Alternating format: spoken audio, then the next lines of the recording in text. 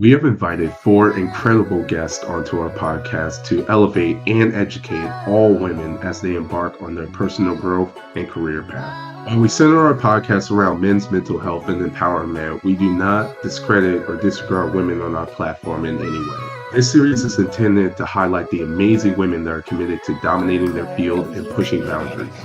You, the audience, comment down below your thoughts and help create an amazing community full of people uplifting each other. And as always, enjoy the video. What's going on, everyone? Welcome to another episode of Menthepodcast. I'm your co-host, Jordan Flowers, and I am truly excited to bring you guys a special episode as we highlight and recognize talented, brave, and young women who are striving for excellency in their respective fields. And today, we have a really wonderful guest, somebody that really truly embodies the word excellency. So before I bring her to the frame and introduce her, I got to give her some of her accolades. So she's a graduate from I know she would kill me if I didn't say it, the Ohio State University, and then a graduate from the University of Kansas, with her Master of Science in Education. Also is the co-founder and chief theory architect of Change of Omaha. And the most important thing is an Omaha Central Eagle who I have just wonderful respect for because, obviously we bleed purple. My friend, the person that I have so many unserious conversations with on a day-to-day basis. Without further ado, Miss Charita Dailey. Thank you so much for being here. Yeah, it's exciting. Thank you for bringing me on, and I'm excited that you all are doing this women's empowerment series. It's incredible. Absolutely. So before we get into the episode, I wanted to also touch base on, I had a episode, I want to say, when we started our YouTube kind of series or going along with that, people were asking what was the origins of men, modeling power narratives. And what's so crazy is this is the person I talked about you as a friend and stuff like that. But people were asking, like, who is this person outside of the people that know you in Omaha? And I was like, man, she's such a dope, incredible person. And so I don't know if you remember, but we had that conversation. I want to say it's 2019. I can vividly remember the time texting you. I was like, man, I want to do something with the acronym MEN, but I don't know what to call it. And I'm leaving the training room and you helped me come up with this idea. So do you remember anything about that time? I know it was a brief, small time and moment, but it was such a monumental thing for me that I sat on for so many years. Yeah, I mean, I definitely remember that. Actually, I remember because I was a senior. So that was pre-COVID type stuff. So I remember that really clearly. I was a senior. I think, living alone for like the first time. And I think I was like in the kitchen making dinner or something. And I was on Eastern time. So like it was already dark where I was. And the sun was probably going down where you were. It was definitely fall of 2019. And we, like you said, had a long text conversation about what the MEN could stand for as an acronym, so we were kind of go through different adjectives and trying to, figure out what the name would be. So absolutely. I remember that conversation. So to see it come to fruition was really, really exciting. Absolutely. And I want to thank you for that because like I said, and I've told some of the people, I sat on this that was a conversation in 2019. We didn't start this until 2022. So that sat for 3 years. I didn't really know what I wanted to do with it. And obviously we've talked extensively on this podcast about, branching out from here and obviously wanting to build a scholarship fund and the MEN initiative. So many things to come down the line, but this is nothing about men. We want to shift into highlighting some of the things that's really, really important to the makeup of who Charita is. And so I want to start with the community aspect of it. So, but knowing you so long, I've seen you have like this vested interest in like nurturing and building up your community in North Omaha for years, whether that was volunteering or speaking, and changing policies that need to take place. And now you're doing exactly that on another level with Change of Omaha. Tell us a little bit about the origins of Change of Omaha, how it came to be, the vision behind it, and the levels that you and your team envision taking this initiative in. Yeah, so Change of Omaha, a lot of people, just because we have such a clear direction now, people kind of can't believe how scrappy our beginnings were. But it was 2020. What was it, May of 2020? And there was the social unrest, obviously, with the murder of George Floyd. And so Omaha, of course, being a bigger city, we had our own protests, all up and down Dodge Street. And We actually had our own incident here in Omaha when James Scurlock was murdered. And, that night, all of us were devastated because it was a young person who lost their life, really trying to make a difference for a cause. And, so a few of us kind of were just messaging back and forth on Facebook, and we actually hopped on FaceTime the next day, and we had no idea what we were going to do, but we knew we wanted to organize. So with COVID happening at the same time, we were like, how do we get people outside? How do we get people engaged, socially, but with, of course, social distance and, just trying to keep everybody safe. So community cleanups naturally kind of came out of the conversation. And there were only 3 of us at the time, but we were not even a nonprofit yet. We came up with a name. We had a logo that eventually changed.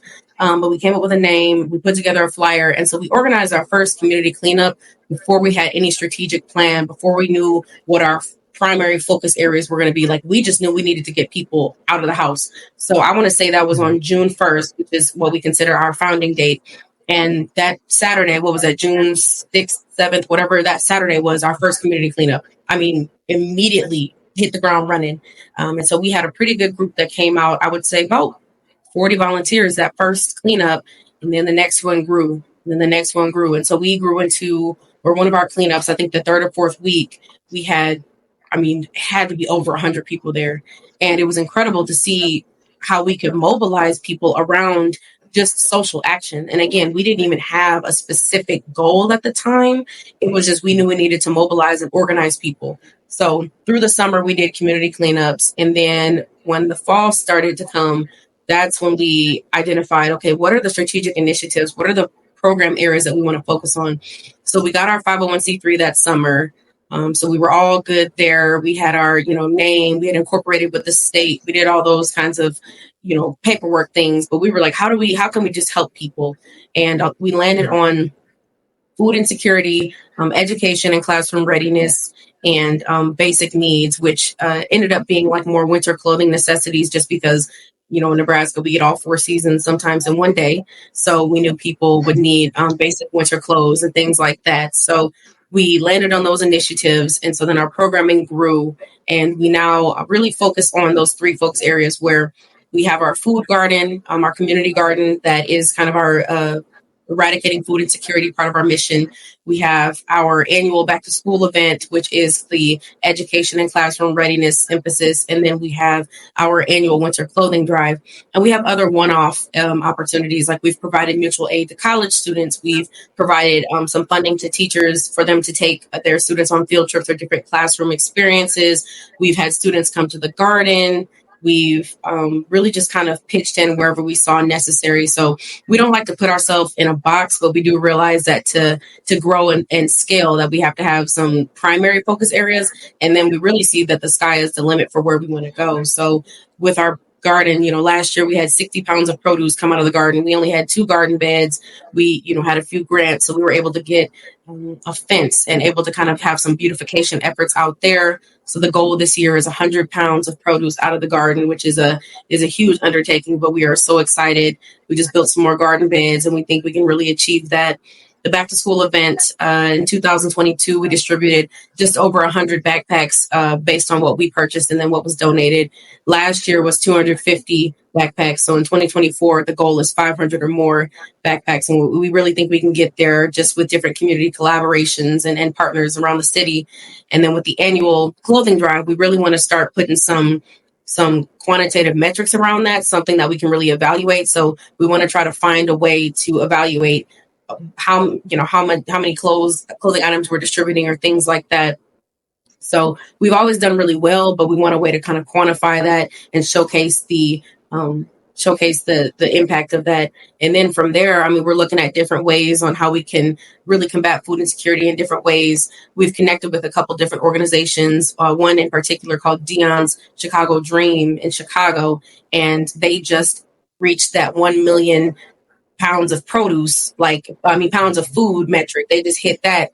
And they also were founded in 2020. They grew exponentially. They have a full team of, who they call movers. They make food deliveries to different parts of Chicago. And so we have connected with them to try to identify how we can bring something like that to Omaha, or, tailor it to our city and the needs. But really, we're just trying to find ways to scale. We've been doing some strategic planning. So we have a lot in the vault that we're really excited to just continue growing and showing the city that is possible.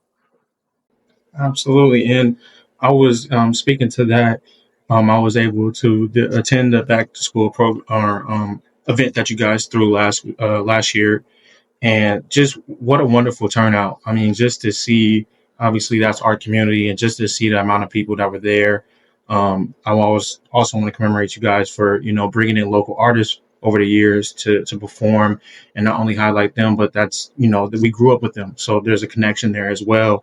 And I remember like how crazy it was, not in just in terms of the structure. Obviously you're working with so many people, but just the excitement, I should say, and seeing all the, Greek organizations out there, all the little kids, and then all the different vendors out there as well, which were, a part of the community as well. And I really appreciated how much work that went into that, because I know that's a lot of work. There's a time constraint on everything. You want to make sure that everything is organized. So I was seeing y'all hustling around, and that's kind of what we need in the community. So, but I want to shift. You talked about some of the things that, are going well, some of the, exponential growth that you have seen, and where you guys eventually want to take it. But particularly in your instance, you're working in a nonprofit organization, and serving a community that has been historically oppressed, systemically and underdeveloped. So I want to know, have you encountered any sort of challenges or roadblocks to get a goal accomplished? And what have you learned so far in encountering these challenges that's kind of helped continue to shape the course of the organization?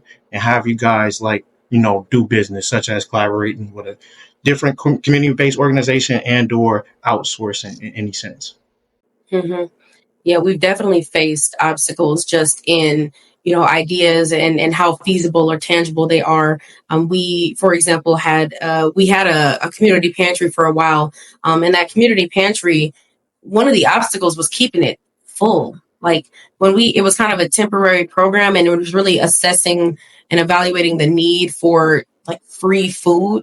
And it was so difficult because it was about, I would say, like 3 feet by 3 feet. I mean, it was well 3 by 3 by 3, so it was like 27 cubic feet, and it was pretty sizable. But we'd put non-perishable foods in there, and it was, I mean, they would be gone in days. I'd say on an average of 48 hours. I mean, you have what is a pantry full of food emptied in 48 hours. But we assessed the area that we're in, and there are 3 elementary schools within walking distance, and there are kids who walk back and forth. I remember we were at the garden one day, and a student, stopped by, grabbed a couple items, and went on about their day. But just understanding, okay, you're thinking 3 elementary schools and the volume of students and families and people, those who may be experiencing homelessness, like, absolutely, the need is great. We're in an area that is really considered a food swamp. So I think folks are familiar with the term food desert, meaning that there are no grocery stores, or there's nowhere to get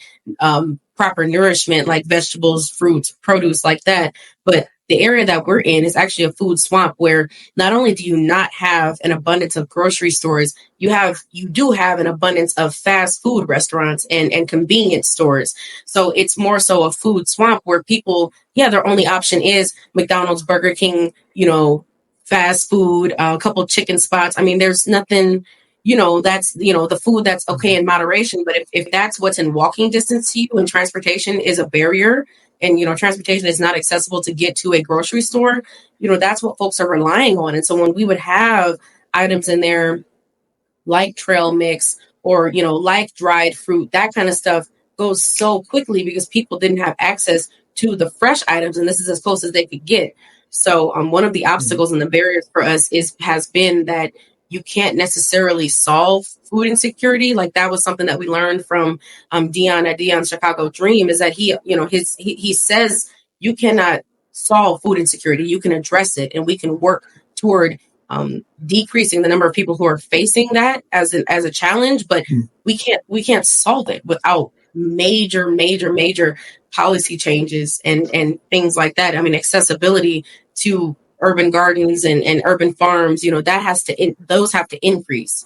And, so that has been one of the biggest challenges, is that, understanding kind of chipping away at this mile high issue has been one of the biggest obstacles for us. We stay encouraged, we stay excited about the what we can do, but our biggest goal has been to continue partnering with folks and just increasing accessibility to proper nourishment and food like that. So I will say the way that we address these challenges is just trying to be creative and innovative, staying encouraged and just, keeping fresh ideas and remaining curious, doing our research and just being curious in how other people are doing it and how they're solving it or addressing it and how we can maybe implement something at a smaller scale and then grow it that way. So I'll say what kind of keeps us enthusiastic about the work is just the research and seeing other wins in other cities and identifying how we can bring a win back to our city in the same type of work. One of the things that you kind of talked about in that regard is, being a food swamp. And obviously, if you're familiar with North Omaha and particularly with Northeast Omaha, like you said, like there's a lot of fast food within walking distance for a lot of people that, like you said, may not have transportation, or that might be a transportation kind of issue thing, or, something like that. And I was actually having a conversation with one of my colleagues maybe about a year ago of, how, when we talk about convenience and, we're working long hours and stuff like that. And I have to go, if I want to go to natural groceries or if I want to go to any type of establishment of that, like a Whole Foods, I have to take a 15, 20-minute drive or 30-minute drive. And that, pretty much kind of like decreases the need or the want. It's like, nah, I really don't have the time, the energy, nor the gas to make that happen. And so I'm glad that you guys, or like you said, chipping away at that. You understand that in that regard that you might not be able to address the whole issue because it's a whole bigger issue on a systemic level, but it is something that has to be addressed. But I want to shift a little bit to talking about the individual. So we talked about the community. Obviously, community is made up of it's a fellowship, but there's individuals within that, and we understand the power and this need of unity to uplift one another. But we also understand that it takes the effort of each one of us to have this collective strength. So can you speak to the importance of being an active participant and nurturing of the community you live in? And furthermore, when and why did you deem it to be important for you to return home to pursue the implementation of change in Northeast Omaha? Yeah, and I really want to answer that second part first. People have always asked me because I went to school out of state twice, and they ask, like, oh, you going back home? Why are you going back home? Why are you going back to Omaha? And it's honestly been difficult to articulate why I came back home because, I could have easily stayed in Columbus with a lot of my friends. I could have stayed in the Lawrence, Kansas City area and grown there. But something inside of me something kept drawing me back home. And I guess I kind of always just narrowed it down to if I have a calling or a passion for community work, there's no other community that I would want to do it in than my own. So, and I mean, by all means, I encourage people to move and to see the world, but whatever works for you works for you. I think a lot of people sometimes feel guilty if they feel like they need to stay home or that they're comfortable in their home. You don't have to feel guilty about that. And I never had that guilt or never had that feeling that I needed to go anywhere else because the work that I'm doing is so gratifying, in my own community. And I think that was just, like you said, if that was just different strokes for different folks, that was where I ended up. And that's where I feel like I'm thriving and doing really well. So I think it's been pretty inexplicable as to, why, I came back to Nebraska or boomerang back and then stayed home. But it's just something that I can't fully put into words. I just felt like, okay, it was natural for me to just come back home and immediately fall into community work, fall into nonprofit work. But I will say, I think the reason it's so important for an individual to be an active participant in their community is to see the change that they are interested in. Like, be the change that you want to see is, it can be a cliche, but it's true. Folks have opinions, they have ideas, they have thoughts. And I'm not saying that you have to go, protest at your state house or, I mean, writing to your senators is a good idea. But I mean, if you actively say, I have identified this gap or this obstacle, this challenge that my community is facing, you are someone who can change that. And I think a lot of people feel stuck or they don't know how. You don't even have to have an incorporated 501c3 to just do good things. And I think people always kind of see, structural barriers, those kinds of things. But if you and a group of friends on a monthly basis want to go volunteer somewhere at a Boys and Girls Club, at a food bank, something like that, and just kind of learn the ropes and then kind of identify your space or your niche, then do that. And I think that it's so important to be an active participant in your community, because we are the people who shape it. Like, if we don't speak up, closed mouths don't get fed. So if a need isn't being addressed or isn't being called out, or folks are ignoring it because they think nothing will ever change, the attitude that nothing will ever change is what keeps communities the same. So if you can feel like something can change, then you can enact that change. And even if you feel like, there's only a small group of us, those things will grow. Like, every single one of our community cleanups didn't have 50, 60, 100, 500 volunteers. There were some that only had 10. There were some that only had 5. But that day, we still collected a huge amount of trash. And then you would see this kind of outpouring of love on social media. And sometimes those are the people that don't know how to get involved or feel insecure, embarrassed. They don't know, they don't want to come alone, whatever that is. But being an active participant means kind of going through the ebbs and flows and just keeping faith that something will change. So, like, recently, our social media had a huge uptick in like followers, and our Facebook page is now at like 3,000, I think, followers or likes or whatever. And our Instagram is, getting close to 1,500.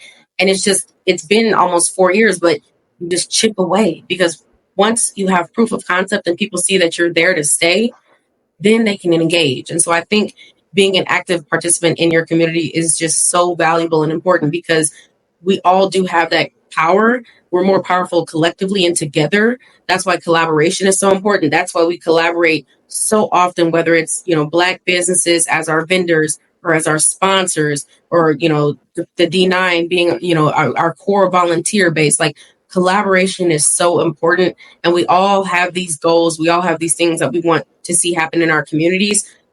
I mean, and being an active participant is the way that you make it happen. Because if you are on social media commentating, I like to always kind of say that some people are commentating their life. They're spectators to life. If you're a spectator, you're going to continue to be dissatisfied. If you engage in the gratifying work, you're going to feel so much better about your community, and you're going to feel more encouraged about your community. And I think those things go hand in hand. I think what we also battle too, like you said, and one of the things that you point out is things will never change. I think that's kind of the sentiment of learned helplessness that has been kind of like, a staple within our community because of certain things that we've experienced. And just not only, as a Black community, but just Northeast Omaha in general, if you know the history of our city.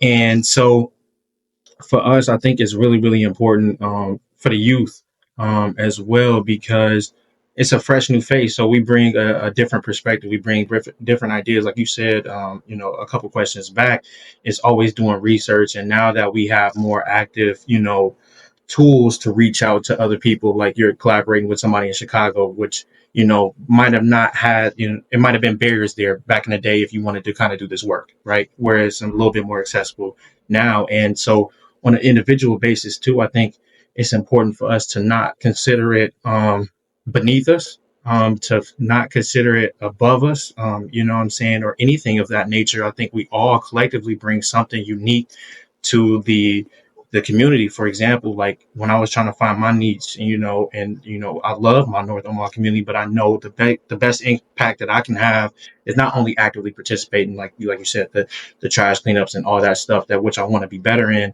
but also too, I know I love to speak, and I know I can inspire and educate on a psychological mental health level. So I know that's something I love to do, and I know that that's helpful for the community. So why not do that? And that's something that I started to partake in, a couple years back. And so I say that all to say that everybody can find their role. Everybody can find their role, and your role is really, really important, because that person might not be able to, be the best in this area, but in this area, there's such a need for it. And I think on an individual level, we're doing better. Let me say that. I think just as an outsider, even looking in, or even when I'm back at home, I see not even just with you guys, with other organizations, there's an uptick in terms of people wanting to support Omaha. And there's always this love for being from North Omaha. But if we love our city and we love our community so much, like let's make sure that we invest in it. Let's make sure that we actively are trying to change that. And I think you guys are doing a wonderful job in that regard. But I want to shift a little bit to the mental health side of things. Obviously, we got into the psychology thing kind of together at the same around the same time. We kind of pivoted in different directions a little bit, but similar directions as well. But I think there's some important topics to tackle here. So I wholeheartedly believe that our generation faces so many unique challenges, and particularly when it comes to mental health, like the social media influence and perception, financial strains from the economy, stigma, harmful discourse that's pretty much being perpetuated on social media as well. So I wanted to get your take on where we are holistically as a society regarding mental health, and do you believe that we get to a place where we see an overall improvement in the face of increasing obstacles? That's tough. That's a tough question, only because I still think our generation by far, and I don't want to say deals with mental health at greater rates, like mental health conditions. I do think there was a lot of underdiagnosis in prior years just due to technology limitations or, not understanding some conditions as well. But I do also think that there is too much pop psychology that is negatively impacting our generation. And that is when folks take a surface level understanding of something like ADHD, which is really popular. People are self-diagnosing with ADHD. People are self-diagnosing with generalized anxiety disorder. And when you study it, not from an elitist perspective, but when you really study it and learn more about the nuances of some of these conditions, it's so simple to misdiagnose that folks really do need to leave it to the professionals, because you could do more harm than good to yourself if you believe that you're someone who has ADHD and then you go and you buy all these, products. I know a lot of holistic wellness, which I'm, a fan of, but you kind of buy all these products or engage in these practices that maybe make you feel worse and you're not understanding why. But a professional has been trained to, understand different processes of diagnosis. And I'm not saying by any means that professionals know everything, because we also know the negative impacts of being a Black person in the healthcare system, how you may be misdiagnosed purposely, you may be underdiagnosed. And so I do, I want to acknowledge those systemic issues as well. But just from a general perspective, there's a lot of pop psychology that I think is negatively impacting our generation. And I also think there is a fear within our generation that folks don't feel like that they'll ever feel better because of, the economic outlook or kind of what's happening politically. And I think that there is, what is that term? Doom scrolling, a lot of doom scrolling, which can negatively impact mental health, because folks are seeing a lot of bad news, seeing a lot of negative things, but then also getting comfortable in feeling negative and kind of in those negative thought patterns. Folks get comfortable there. It feels comfortable to kind of partake in the self-deprecating humor. And I obviously think there's a balance, but I do think that some people without proper tools are comfortable in those negative thought patterns. And so I do think, I hate to sound like that person, but that social media is so unregulated that it has negatively impacted, our generation, because there are a lot of great things on social media, like a lot of exposure and a lot of awareness is driven on social media. But it's when folks don't necessarily know how to use the tools that they have or the tools that are at their disposal that can negatively impact mental health. I do think, I'll say kind of from an employment side, a lot of employers are really waking up and understanding what Gen Z and the generation after us is Gen Alpha, what Gen Z and Gen Alpha are going to need. And so I do think a lot of employers are jumping on, more work-life balance and really kind of taking a good look at what people need as far as like time off, mental health days incorporated within the mandatory holidays like that employers are giving, a lot like the mental health coverage and offering health insurance that covers psychological visits and psychiatric visits. I do think we're moving in a better direction. I will say that it's not widespread. It's probably not widespread enough to address the need, but I do see some positive things happening there that really encourage me, because you spend a lot of your time at work the same way that students spend a lot of time at school. And any way that employers can make those environments more welcoming, inviting, and better for someone's mental health, I think is definitely the right move. And I do think that we can get to a place because conversations about mental health are becoming more normalized and they are becoming more mainstream. I do think that we can get to a place where mental health does improve. I will say that obviously politics, economy, they'll always play a really heavy role in how someone feels. If they feel psychologically safe in certain environments, or if they feel even safe in their own home environment. Like, I do know that that's going to continue playing a role, but if we as a society can get comfortable with addressing, mental health issues, I think we can move into a place in the next 10, 15, 20 years. And that sounds like a long time, but time does fly. I think we can, by the time we're further into our adulthood, see major changes in addressing mental health issues on a wider scale, perhaps through policy or, in the medical field, how it's addressed. I think we can see a lot of changes. And I think, there's a few things that I want to point out in what you said, but just to give my perspective on it, I always say like, um, um, I'm cautiously optimistic about because in my heart of hearts, I think that this is kind of like one of the pros and cons when we talk about, not to make this any political or to talk about the economy or anything or of that nature, but when we talk about free economics, when we talk about just the state of where we are at and how this country was formed and the policies that it was in, I think this is kind of like a downfall of it. I don't think that they were, obviously they weren't thinking about mental health, in 1700s to 1800s, but I think this is something that when we talk about what was rooted it in, like this is kind of like what we're going to see moving forward. I say that all to say, from the standpoint of, I think all of us are, like you said, like when we talk about Gen Z and we're talking about Gen Alpha, like there's going to be increasingly new problems that pop up. Now, as I think that we can get to a place where technology advances, like we talk about in the program that I'm in, of more brain scans and stuff like that, where that's going. But then the problem lays again, when we talk about policies, is access. Access is already a huge problem. And on top of that, one of the things that you pointed out as well is just the underdiagnosis and big misdiagnosis, like we talk about with the African American males with ADHD.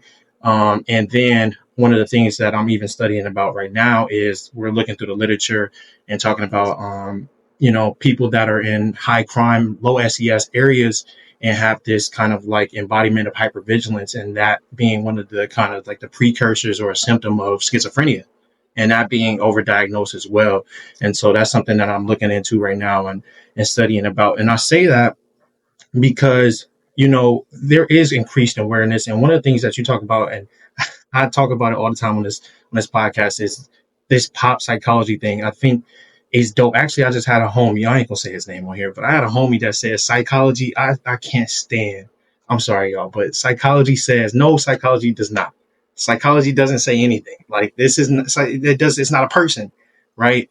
I get it that it's motivational, it's inspirational, it gets you through the day. I get all of those things, but I think people believe that they know what they're talking about and they're kind of living it and embodying that and internalizing the things that they see on social media because it's written in an obscure, like just all this like technical language that's really cool and it sounds right to the average person. And like you said, there's so many nuanced things, particularly when we talk about the DSM, which there's problems within the DSM. That's a conversation for another day. But when we talk about where the disorders are, there is nuanced things that people don't know in terms of meeting the criteria for that. So I'm cautiously optimistic about it.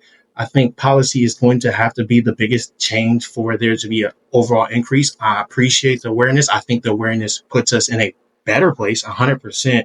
But I think we take a step back when we do these pop psychology things or we take motivational and inspirational things. Like, and I say this all the time, I'm a very religious person. I'm a really motivational person. But one of my quotes I say is, you can't pray away, you can't hope away certain mental disorders. Like, that's not a thing. That's not a thing. We're talking about actual chemical brain structures, neurotransmitters, all those things. And when we're talking about those things, I think particularly when the Black community, we kind of shove them in this like, oh, that's just the devil in a certain sense. Sometimes I know there's some religious overlap and they talk about certain things with mental health. And I think that could be harmful for us. And so I just want us to be a little bit more aware of what we're doing. And if you think that you're going through things or you think you may be experiencing symptoms of something, please reach out to professionals. I understand that there's mistrust. I'm 100%. I get it. I get it. But when we go about or diagnosing ourselves, we start to internalize those things. And then, like you said, we're doing self-help books, we're doing holistic things that could be potentially more harmful to us in the end. So I'm glad that you laid that fact out there. But I want to get a little personal, not too personal with you, but it's not a secret that you live like this busy life, right? So you're splitting times between your daily employment, serving on boards, staying active within Change Omaha, and many events that y'all have within the community. But all these things come at a cost. Like, I know that too. I'm always doing a bunch of stuff. So I want to know for you, like, have you been able to find a balance in all that you do? And is it still like a work in progress? And if you have been able to find a balance or things that work for you, when did it click? What clicked for you to help you navigate in a more conductive way to help you maximize a joyous experience in life? It's really funny. I just talked to a group of students and the theme of the conversation was real world versus school. So of course we talked a lot about employment and things like that, but they got comfortable enough. And I told them I'm an open book. They got comfortable enough to ask about my work-life balance or self-care and things like that. And I am very busy and I enjoy being busy. I kind of always have. I grew up somewhat of an only child. My brother was so much older than me that, I grew up mainly an only child. And my mom kept me busy, and I was an athlete. I was a 3-sport athlete in middle school, 2-sport athlete in high school. I tried all kinds of things like gymnastics, ice skating. I mean, everything under the sun, always busy. In college, I was in several student orgs. I was on executive boards and such like that. And I think my professional life mirrors that, having my day job, Change of Omaha also being essentially a full-time job, but it's more of a passion project, which is, I think, what it kind of positively contributes to my mental health is the passion project, because whenever we grow something, to this day, we're going into our 3rd gardening season, I think, or maybe 4th. And it's always so incredible to me. I'm like, I grew this vegetable. Like I grew this vegetable and then not only one, but I grew several of them. And that is so gratifying. Or like the back to school event, like you said, you were there last year and just the electric environment, like the vendors were going, the resource tables were helping people, barbers were going, we had a performance, we had a DJ, we had, incredible volunteers. I mean, just the electric environment, that kind of keeps me going. So I really do think Change of Omaha is one part of my self-care. It positively impacts my self-care. But other things that I do, like I work out, growing up an athlete, working out, always makes me feel good. But even beyond, the kind of bubble baths and stuff that people think about for self-care, things that I find to be self-care are like setting boundaries and then enforcing them. So one of my boundaries is my phone stays on D&D on Sundays, and I don't do work on Sundays. So like I don't really engage in conversation about Change of Omaha or my day job, or if someone's asking to reach out for advice or wants me to do this thing, that's a Monday thing. So I really kind of confine myself to a Monday through Friday structure. Change of Omaha, of course, sometimes having, events on Saturdays, but I really confine myself to that Monday through Friday structure, but I also have boundaries during the week. Like I really don't do much work after 5 p.m. unless it's like obviously a meeting or something like this, but like I don't do work after about 5 p.m. Like I don't look at my work phone. I don't look at my work email. I actually don't have notifications on for my work email. So I don't see that stuff till I get to the office. So really setting these boundaries and enforcing them, that contributes positively to my mental health, because I'm not a physician. I'm not a doctor. Nothing is life or death. Nothing that I do is life or death. And so really understanding that it'll have to wait until I get to the office anyway. So why do I need to see it? I really enforce those kind of boundaries. So those are the kinds of things that I do for my self-care to make myself feel good. Because like you said, I am busy and we're all busy. We all have different things going on. Even when we were in college, you had class, you might have had, something to contribute to your leadership development. And then of course, if you were an athlete or all kinds of things. And you really have to identify, what do I want to do? What do I like? And what else is noise? So I really kind of always do that with myself. And when I ask myself, if I'm no longer enjoying something, is it necessary? And if not, can I dispose of it? So different things like that. I'm also trying to get back into hobbies. So I'm trying to reteach myself how to play the violin. Haven't played since middle school. So I think that should be pretty fun. But really just trying to tap into myself. And it's kind of like an active process, always reassessing, is this serving me? If not, okay, is it necessary? If not, okay, dispose of it. And really, like, it's tough, especially if you're someone that's like a people pleaser, or you like to say yes to things because you don't want to limit yourself from opportunities. I've had to find that sometimes you have to stretch that. And some, like, even being on the podcast, I was supposed to be on the podcast a while ago. And, I had to stretch it because I was like, what do I have lined up right now? And so at the time it didn't work out, but now this time worked out. So really trying to tap into myself and understand that opportunities, like you said, they come at a cost. And so you just have to weigh what that opportunity cost is. If it's too high, okay, you might have to do it at another time, later date, whatever that is. So, for me, really what contributes to just kind of like my mental health and just feeling good and, staying encouraged in how busy life can be, is setting those boundaries and really enforcing them, because you can't pour from an empty cup. That's not a cliche. You legitimately cannot pour from an empty cup. You can't be positive energy in your environment if you don't have it in you. Like, if you're drained, if you're empty, nothing good is going to come. You're not going to be productive. You're not going to produce anything that you're proud of. And so, you really have to find ways to keep your cup full. And I think, just to take, I'm glad you spoke on the boundaries piece of it, because that was the last piece for me to click.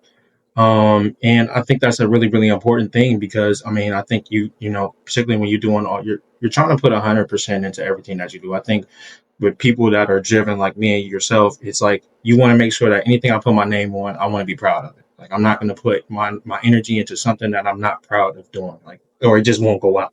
Or I just won't be a part of it at all. And I realized too, when I was in college, like, I was trying to be the person there for everybody, while also trying to be an athlete, while also trying to do the podcast, while also trying to get, great grades so I can graduate and get to graduate school. And one of the things that, even moving out here, is just standing on boundaries as well. I'm glad that you said the thing about, turning your work phones off, or, I'm not receiving the notifications about work. That's the same thing with, even with the change of Omaha thing. Like, for me, it's the same thing with the podcast. Like, there is a cost to it. There is a cost, because it is, and I talk to my guys about it all the time. There's a certain level of creativity that goes into this. So it's not like I'm just sitting down BS and something. I want to structure it. I want to make sure that it flows right and stuff like that. That's a mental capacity thing. And I have to be in the right space to make sure that I'm proud of the work that I put on. On top of being in school, my social life, all those things come at a cost at the same time. So there's a lot of, and the guys know it as well, but there's a lot of things that I had to pass up. There was some great guests that I had, but just because of the mental capacity I wasn't in, like, I knew I wouldn't be able to perform the way I wanted to. I knew I wouldn't be able to structure the way, and I hate that I had to do it, but just with all of the things that I had going on, those things will come. And I think we always kind of put our pressure, because we're so devoid of opportunities within our community, that we feel the need to do anything and hustle and be on the grind 24/7. Like, yo, I tried that and it didn't work, bro. I started becoming irritable. Started becoming super depressed all the time, because I'm like, and I didn't understand where it was coming from, but it was because I was overworking myself and I had nothing to give. And that is the worst part about somebody that is a giver, is feeling like you can't give anything. The thing that you want to do most, you have no energy for. So you have to find something that fills into your cup. So, like, with me, it's journaling. With me, it's also being on D&D. My guys will hit me up on a what's the name. We got 2 weekly calls. Dude, if you got an idea, write it down. We'll talk on Monday. Write it down. We'll talk on Monday. Because on the weekend, bro, I got to study. I got stuff to do. And on my Sundays, I don't, just like you, I don't want to talk about anything. I am tired. I am exhausted. And if y'all want me to be the best version of myself, y'all have to allow me to rest, because I'm not going to be that if I'm always on the go. And so it is about finding that balance. But quickly here, for you, I think one of the things that we also learn with as we grow up is, we focus a lot on not only like the things that you learn or what can you do better and all that stuff. I think an important part or aspect of growing up is also unlearning certain behaviors as well. So for you, are there certain behaviors or values that you had to unlearn in the process of pursuing success in all that you're doing? Absolutely. I think because I can be so passionate, sometimes growing up, I was a hothead. You have to be slow to anger. And so I had to work on that. And sometimes as a kid, I would get frustrated if someone didn't understand something as quickly as I did, or if someone didn't understand what I was saying. And I really had to work on not only articulating, but understanding that people come from different places with different experiences. And so, a metaphor you're using or whatever you're saying may not be comprehended the same way. And so I really had to kind of get out of this quick to anger type attitude that I had. And it wasn't with any ill will or like any ill intent. I was well meaning because I was so passionate, but I had to understand that you have to provide context. People aren't mind readers, they aren't in your head.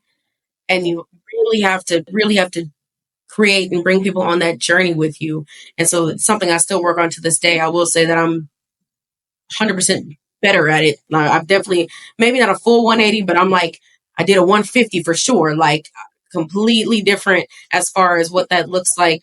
And just not letting things bother me and getting upset so quickly because I would want things to move so quickly. Like I talk quickly, I move quickly. And so I really had to understand that like sometimes you have to take people on the journey with you, but that can also be incredibly gratifying because once it clicks for somebody, different opportunities can arise. And so I had to learn how to take people on the journey with me, whether that's literally or figuratively. Like I had to really just slow down. And then I started enjoying the luxury of moving slowly. Like I saw a tweet that said, the real luxury is moving slowly in life. So slow mornings, slow Sundays, really enjoying stopping to smell the roses. And so now that is my goal, is to move as slowly as possible because we are so busy and, chasing opportunities. Moving slowly is one of my favorite things to do. Um, and I think that I really value that. So I kind of had to turn one of my biggest obstacles and one of my biggest, I think, personality flaws into something that I'm striving to improve, in a way that I enjoy. That is like that next level or next order of thinking as well is like again knowing that there is some good in being able to slow down. I think we're always being on the chase, always being on striving for excellency and stuff like that, but um just that unlearning of certain behaviors or some things that we kind of picked up, I think is a really off like a really beneficial thing for us to kind of encapsulate on this podcast. So in different episodes, I talk about certain things that as I got older, I'm like, this doesn't really work for me, or this worked in this environment, but what I'm doing now, it no longer serves a purpose. And so I'm glad that you highlighted like slowing down, like, when we're always on the go. And I think one of the things too, maybe this is an athlete thing, we're always on the go. Like, I think that was kind of like the onset of like, we're in being a three-sport athlete, like you were, like it's one season into another season into another season. There's no breaks. There's nothing teachable and about being in a break. It's always something to do. And if there's nothing to do, we're going to create something to do. And so as you get older, you learn that there's so much value in being able to rest and, taking that time to slow that mental processing down in your cognition and taking the time to just breathe and just have, overall wellness checks on yourself on a daily basis. So, but I do want to switch into, because it is Women's History Month. So this month is dedicated to honoring the many contributions, achievements, and experiences of women throughout history. So there's so many women that we can name that have blazed a trail for generations to come. So for you, Charita, are there any women who serve as either a role model or inspiration for you in your own journey, and whether they are well known or those within your own community? So I definitely have several. I think my most prominent would be the women in my life. So something that like my mom and I are best friends. And, she was a first generation college student. She actually graduated as a non-traditional college student. And, that kind of perseverance, that drive in her to want to create better, not only for herself, but for me, It's like she absolutely, I would say, is number one. But then also my grandmother, my great grandmother. My grandmother worked two jobs, um, for pretty much definitely while I was still alive. My grandma just retired. She'll be 74 this year. But she worked two jobs all the time, and she provided for my mom and my aunt. And then my great grandmother also worked, which was not common. My great grandmother was, someone who was alive in the 40s and 50s, and she worked. She actually worked, and that was uncommon for a lot of Black women. And so, really, kind of having those role models kind of set me up to have the more prominent, or I guess you'd say, more notable role models that I have, like Shirley Chisholm, like Asada Shakur, like Dr. Angela Davis, like the women that I had in my life reflected the values of the notable role models that I have. Shirley Chisholm, Dr. Angela Davis, Asada Shakur, all being the first of their kind to do things. And so I really think that my personal life's experiences definitely reflect those that I look up to, even professionally or just in regard to social change and things like that. Those are really notable and strong women, like you said, just trailblazing in their own regard. And I'm glad that you spoke to the fact that you've seen, within your own life and your immediate family, those that reflected the values of those who were, on a grander stage or, doing that work on a national level, but you're also being able to see in that those actions and beliefs and values being modeled at home, which is a really, really important, aspect of our makeup. But this has been a dope conversation, and this will be my last question for you. So, this podcast we focus, primarily on men's mental health, and with all that we have done and some of the episodes. Actually, quick caveat to that. Actually, the first episode, I went back to listen to it. I was kind of wild, and I ain't gonna lie, because I think I came out the gate and said all problems was created by men, and I got attacked. They're like, how you gonna have a men mental health thing and you just like basically, excuse my language, mom, shitting on men.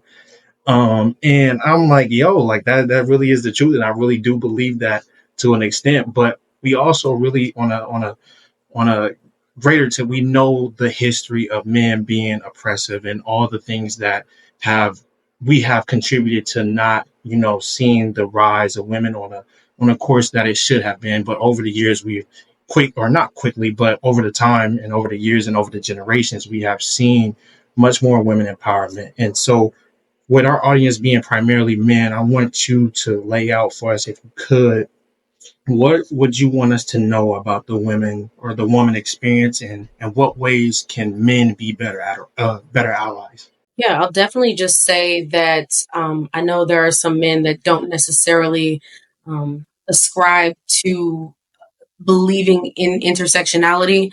And intersectionality, for those who don't know, was a term that was coined by Kimberly Crenshaw, meaning that the identities that we hold, those experiences overlap. And so Black men also have an intersectional experience of being Black, and then also, being men, which is a more like prominent. It's a dominant, identity in society. But being Black adds a layer to the experience that you have, and then if you have a different sexual orientation, things like that. But for women, I would say understanding that intersectional experience of, being women, and if you're of a different race, and if you kind of hold these different identities, like you have an intersectional experience, if you have a mental health condition, or if you have a disability, those kinds of things. And so really just trying to understand and empathize with intersectional experiences, and understanding how our different identities, whether folks, agree with it, like it or not, do create a different world for all of us. Like Black men have a different world than white men. Black women have a different world than white women. And so really kind of understanding where Black women are coming from. There are some that have, vitriol and spite and anger, but again, even understanding those who you don't align with. Why does this person feel this way? What life's experiences could have led to, her feeling this way? And so I really do think that just to be better allies is to really understand, learn, but then also take an active role in protecting the women in your life.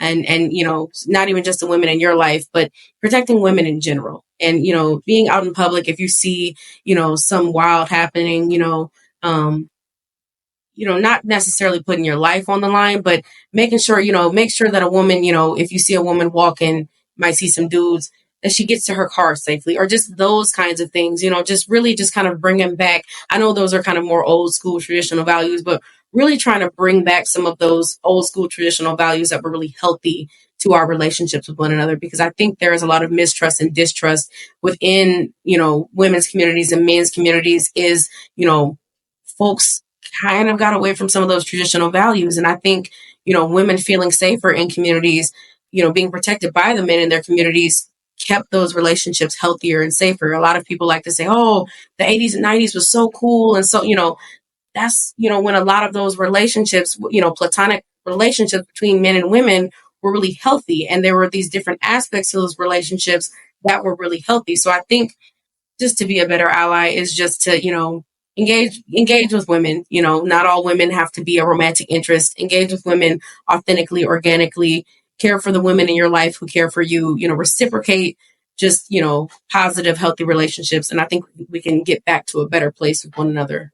And just the value in just being able to bridge that gap too is just understanding that there's a level of understanding that you get to unlock with being able to, have platonic relationships with the opposite sex. Like for you, you're one of my closer friends. So just the amount of information that I've learned, not on just the Charita side, but the things of just knowing your experience or some of the things that you went through. And I'm like, oh, like I never could have guessed or imagined that's something that, even crossed your mind, or how you even perceive it as well. Like the perception that you have about it, and that might be more individualized than on just a gender thing, but there are some generalizable things across the board. But just growing up also in a my family structure of being in an all women's household, like I got to see actively the struggle, like, or some of the things that my mother and my sister went through, that I think I was able to kind of gain some understanding. And then growing older and having conversations about that, thinking like, oh, like I understand. Well, I didn't really understand when I was younger, but as I got older, I see what you were saying.